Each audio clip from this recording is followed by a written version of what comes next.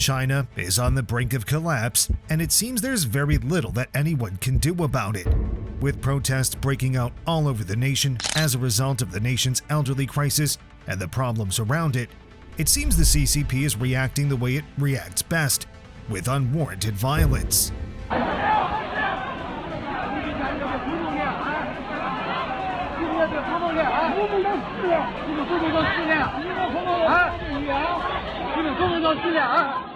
The elderly crisis is perhaps China's biggest problem ever, as it threatens the very existence of the nation.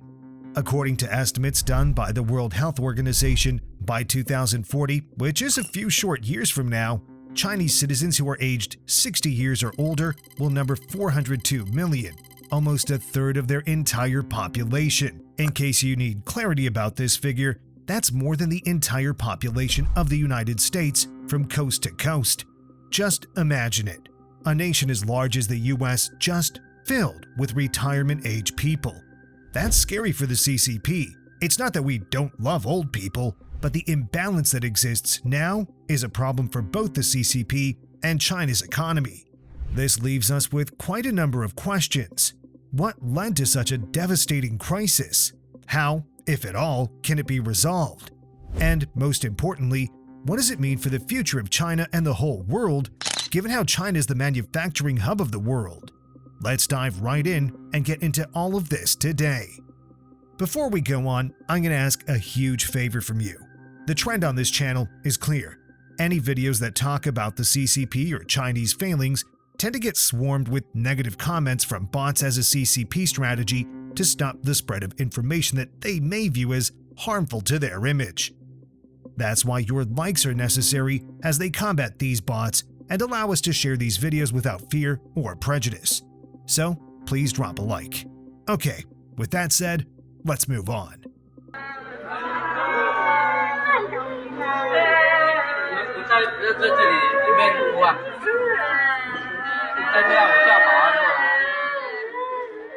Just like with all things, in order to understand how this old people crisis came to be, we need to take a bit of a history lesson so that we can get to the root of the matter. It so happens that, in this case, our roots are based in the age of the great Mao Zedong. Back in his day, starting in the spring of 1959, China had a problem. The nation simply had too many mouths to feed and so little food. Some other factors were at play, but that's a story for another day. The bottom line is that, as a result of this food shortage, the nation faced a terrible famine that resulted in over 30 million people starving to death. Fast forward to 1979, and China was starting to face the same problem again. The main culprit this time was the fact that there were simply too many people in the nation, and the resources, though bountiful, could not keep up.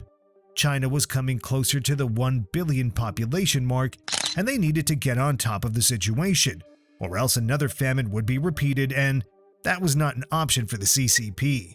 In the years prior, between 1970 and 1976, Beijing had seen this problem coming and had first started by pushing a birth control and family planning program called Long, Last, and Few.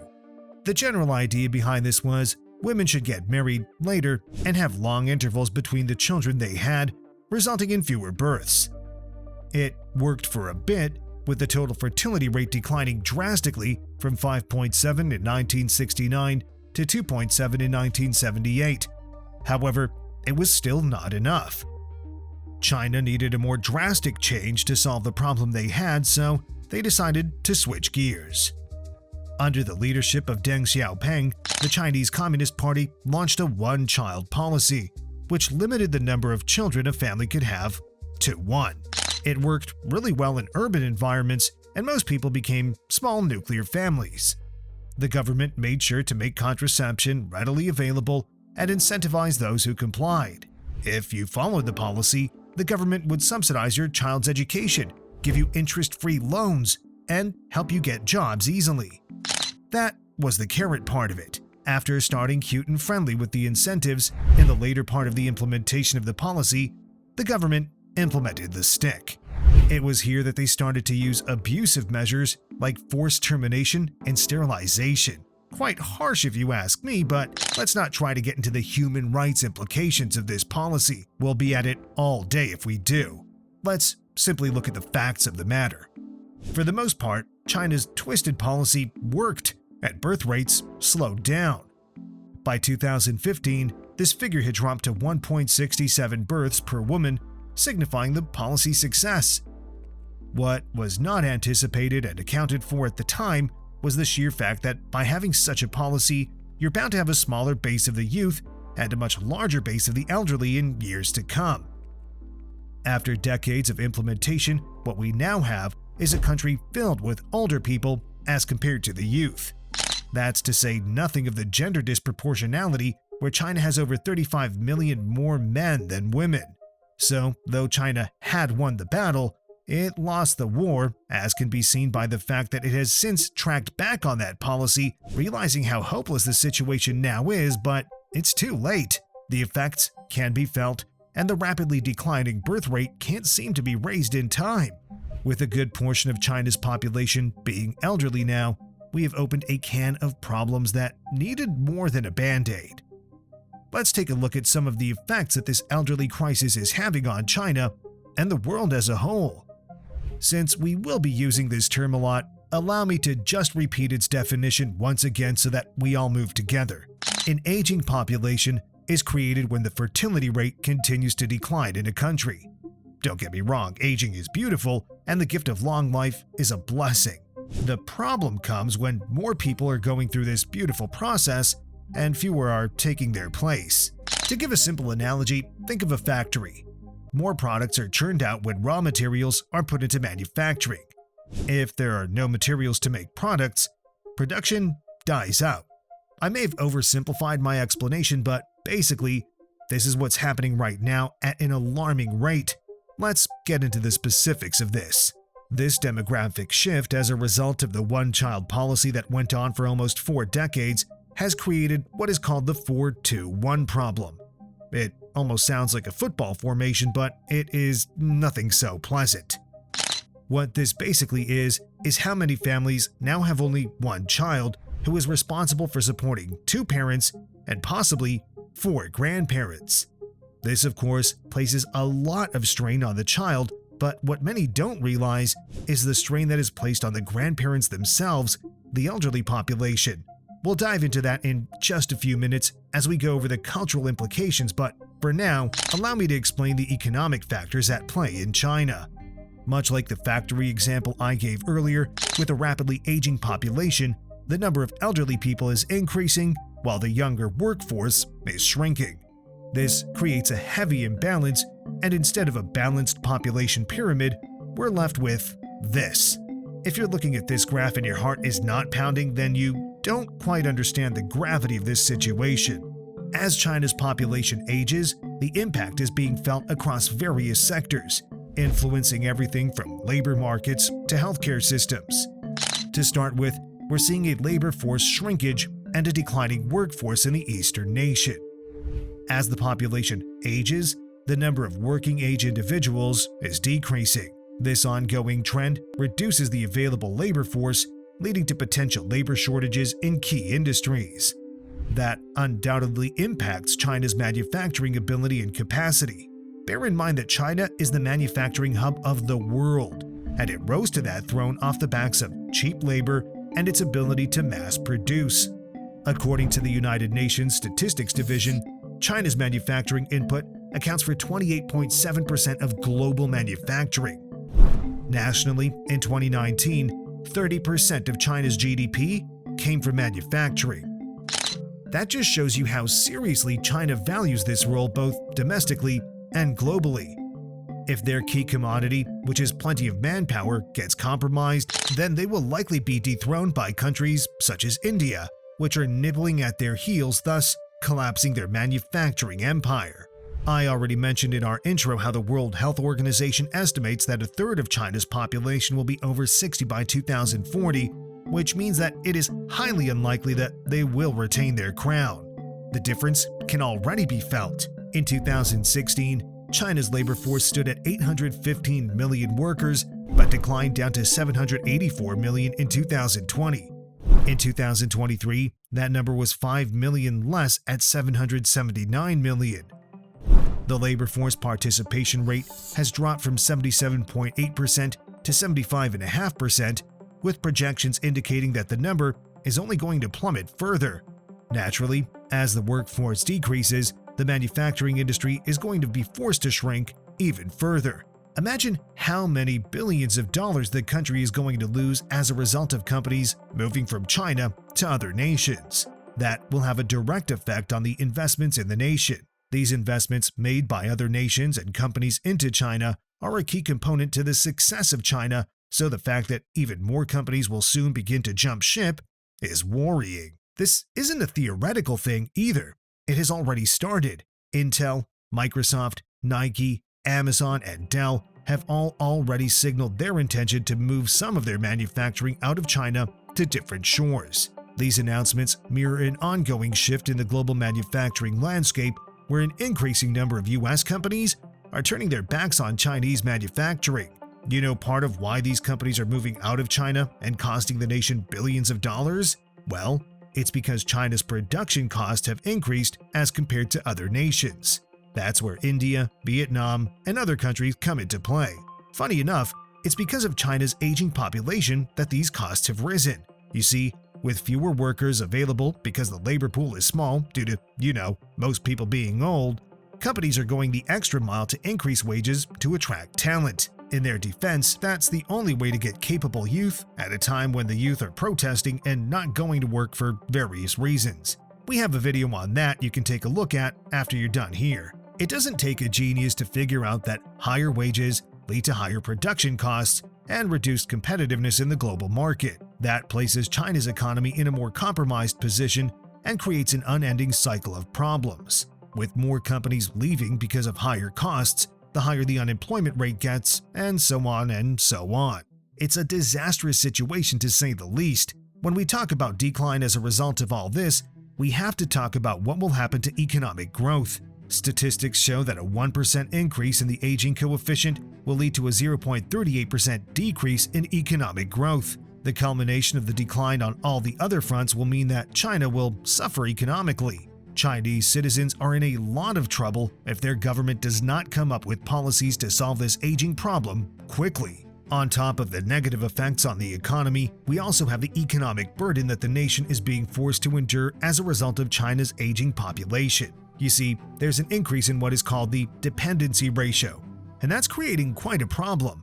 The dependency ratio is a figure that measures the number of dependents, meaning children and the elderly, that are supported by the working age population. That ratio is rising, and it is rising fast. It is expected to be nearly 52% by mid-century, and from there, it will rise even faster. When the dependency ratio gets to 52%, it means that for every 100 people in the working age population, there are 52 dependents. This would mean that for less than 2 working age individuals, there will be 1 dependent. Such a situation puts an untold strain on public resources and even family finances. This is a grave problem, and guess what? With modern medicines comes greater life expectancy, and combined with lower fertility rates, it has resulted in a rapidly aging society, which will only make the dependency ratio more and more unfavorable. This messy situation makes the gift of living long seem like a pain. That brings us to the strain that the government is feeling with the pension system. To keep it pretty simple, China's pension system is in shambles. It's straining to meet demand, and not by a little. Let me back up. See, China's pension system is made up of 3 pillars, including the basic pension system led by the state. The second is a voluntary employee pension plan from employers, and the third is private voluntary pension schemes. Both the corporate and private schemes remain underdeveloped and are far from perfect, whereas the public scheme is already under significant financial pressure. With more people seemingly cashing out than paying in, it will soon be turned on its head, thus causing it to collapse. It is already at a level where the payouts are very small amounts of money, too little for one to live on. The truth of the matter is that without reforms, the system may become unsustainable, leading to potential cuts in benefits or increased taxes on the working population. Again, this will impact the country negatively, but given that their hands are tied, is there really much of a choice? This is one of those times when the entire nation is caught in between a rock and a hard place. This also causes issues in other industries. Another big challenge that China is facing as a result of this elderly crisis is the heat that they're feeling in their healthcare and social services. As the elderly population continues to grow, China is going to have to deal with rising healthcare expenditures. Estimates are showing that healthcare costs could increase by over 50% by 2050. That's an astronomical margin. Chronic illnesses are more prevalent among the elderly, and this means that the need for medical treatment is at an all-time high. The numbers are even scarier than this general fact. The World Health Organization reports that 80% of China's elderly population has at least one chronic disease. This covers over 200 million people. Further research also shows that China has the highest number of dementia patients in the world. The long-term and end-of-life care needed for these patients is going to see China coughing up a lot of money that it does not have. China needs a system that's prepared to provide specialized care and resources to this demographic. Chronic disease management is more costly, and speaking frankly, China's pockets are not deep enough for it. The situation is even more horrifying in rural areas where shortages mean that there are only 1.5 hospital beds for every 1,000 people needing hospitalization. If government funding is not even stretching enough to meet the problem in urban areas, what is the fate of the rural elderly population in China? Well, the one word to describe the situation is disastrous. There are plenty of other problems that China will have to solve as a result of having an aging population as it does. One of those is the need for reformation in industries such as retail, real estate, and technology. You see, older adults tend to spend less on consumer goods and more on healthcare, housing, and services. This shift can lead to changes in market demand, affecting various industries. That's why strategies to handle this change need to be in place. Also, older people tend to consume less, and China's economy and monetary policies will have to account for this change, even at the cost of progress. If you're of the mind that China's innovation will not be affected by an aging population, you're wrong as well. An aging workforce might contribute to a decline in innovation and productivity, as younger workers are typically more adaptable to new technologies and more likely to engage in entrepreneurial activities. This shouldn't surprise you. I mean, just remember all those times when your father or mother asked you for help with something as simple as rebooting the router. What other innovations can you expect from the mass majority of their age mates? Basically, when you consider all this, the Dragon of the East is in an unfavorable position, and addressing these challenges will require comprehensive policy reforms, investments in healthcare and social services, and a shift towards a more knowledge-based and technology-driven economy. All these are easier said than done. We've been talking about the impact that the elderly crisis has on China as a whole, so let's shift gears and see how much that very community we're discussing is suffering as well. Let's begin by talking about the general setting of a Chinese home. We've covered the 4-2-1 model and what it looks like. In this situation, it becomes unreasonable to ask a child to support all 6 parents and grandparents, especially in a tough economy. That is why the elderly of China have to make sacrifices and keep working longer and harder just so that they can support themselves and their children and grandchildren.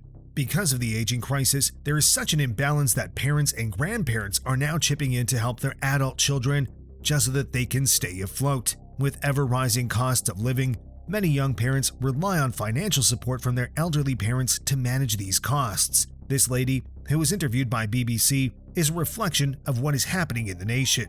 Grandma Feng shows me her room in an elderly care home. You've got a little balcony out the front. She's decided to pay for long-term care rather than rely on her son. I'm more open-minded. There are few people of the same age who think like us, and it seems we care more about enjoying life. But I thought it through. That is what you call a mother's sacrifice. On top of just the financial aid, there's a cultural responsibility that is falling on grandparents to help with childcare. This is because most households are comprised of a mother and father who work, hence the day-to-day care, helping with education and transportation of the grandchildren, is being left to the grandparents.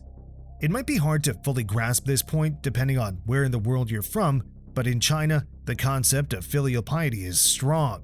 The concept of filial piety, or respect and care for one's parents, extends to the elderly supporting their adult children. In return, the expectation is that children will care for their parents in old age. Unlike other cultures, in Chinese culture, family ties are strong, and there's a deep-seated expectation that grandparents will help care for their grandchildren. This is seen as a way for the elderly to stay involved and contribute to the family. With pensions being measly and challenges all around, this is proving to be quite the burden on the elderly in a society that does not accept anything less. Also, to tie it in with the pension and social services I spoke of earlier, because China's social safety nets, such as pensions and elder care services, are not sufficiently strong to support the aging population, the elderly are left with quite the hard choice to make. In 2022, the national average monthly payment for the public employment pension was $500 and just $28 for the basic state pension. This is clearly not enough, and so old people are now forced to keep working deep in their old age or rely on their children, who in turn rely on them. This is perfectly expressed in Hao's story, and it is the same story throughout these ranks. Just listen. He told Al Jazeera that the costs of living exceeded his monthly pension, so he had to return to the labor market to find work. Hao is currently working as an accountant for a store owner during the day and as a security guard for a hotel at night. Can you imagine working in your 70s just so you can survive and your family can live a decent life? It's quite crazy to think of. What all this adds up to is a strain on China's elderly. Firstly, we have the physical and emotional strain that such responsibilities bring. Caring for young children can be physically demanding, especially for the elderly.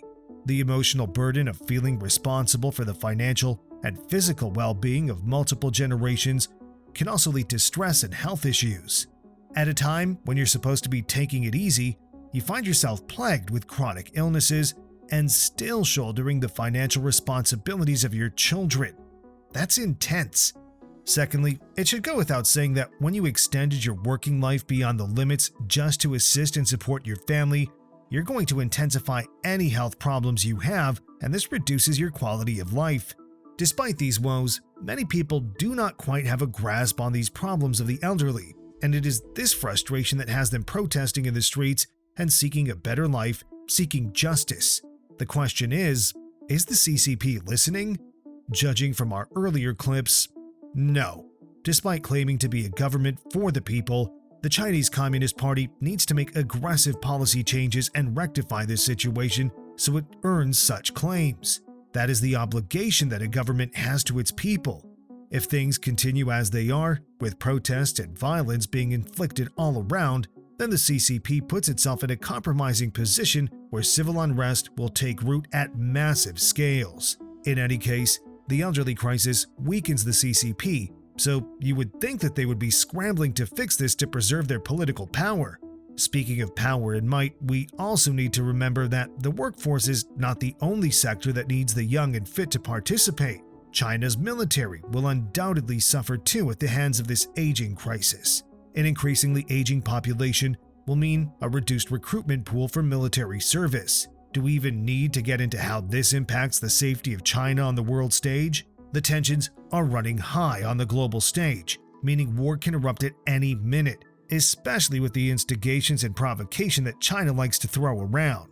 As we're seeing from the war in Ukraine, this is the wrong time for China to potentially have a shortage in its military force. If push comes to shove, China may have to make do with an aging military force, affecting its potential issues if war breaks out against it and its many enemies. Added to that is the issue of China's political position in the world. China's global influence is only as big as its economic strength in the global market. If its industries fall apart and its economy declines, what will China have to show for itself? China may fall back from leading the pack to playing catch-up from the outskirts. That is certainly an unwelcome outcome for the CCP, and if that were to happen, it would mark their unceremonious fall. So, there you have it, folks. China's elderly crisis is not a fairy tale or a problem for the next few generations. It's a problem that needs a swift response today, and solutions must be found now. As this aging problem worsens, China's political, social, and economic landscape is going to have to change very quickly if the nation wishes to survive. What's painfully clear is that the demographic gap will only get wider over time, and the measures China has tried to put into place so far are not doing anything to solve the problem.